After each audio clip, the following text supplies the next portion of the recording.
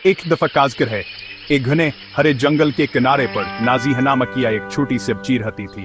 उसके पास न बड़ा घर था और न बहुत ज्यादा पैसे थे। उसका घर बसा एक छोटी सी जोन पड़ी थी और वह वहां अपनी बीमार माँ के साथ रहती थी। हर रोज नाज़िया जंगल में लकड़ियां इकट्ठे जाती थी। वो जंगली फल चुनती और लकड़ियां जमा करती, फिर उन्हें गांव के मंडी में बेचने के लिए ले जाती। ये सब कुछ सिर्फ लिए ताकि वह अपनी मां के लिए दवा और खाना खरीद सके। नाज़िया ज़हीन, मेहनती और ईमानदार थी। उसने कभी किसी से कोई मदद नहीं मांगी। उसे अपनी मेहनत पर यकीन था। जंगल के जानवर भी उसके निर्मल रवैये के आदी हो गए थे।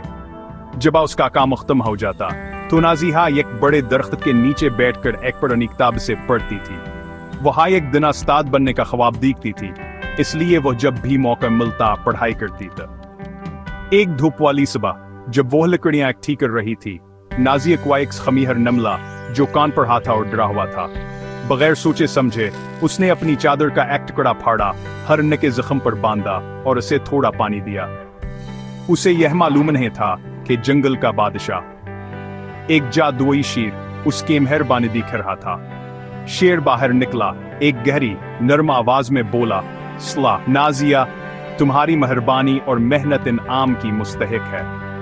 उसने अपनी दम जमीन पर फेरी और अचानक एक सुनहरी किताब, सकूं का एक थैला और दवाओं का एक डब्बा उसके सामने जाहिर हुए। नाज़िया हैरान खड़ी थी, लेकिन शेर मुस्कुराया और कहा, ये तुम्हारे हैं। सबसे पहला काम जो नाज़िया ने किया वो ये था कि वो जल्दी से घर गई और अपनी मां को वो दवा दी जिसकी उन्हें जरूरत थी। फिर अपनी नई दौलत से नाज़िया ने अपनी झोंपड़ी के बिल्कुल साथ एक छोटा सा स्कूल खोला, जहां वो दूसरे गरीब बच्चों को मुफ्त पढ़ाती थी। वक्त गुजरता गया और जल्द ही हर कोई उसे उस्ताद नाज़िया इत्सफा कहने लगा।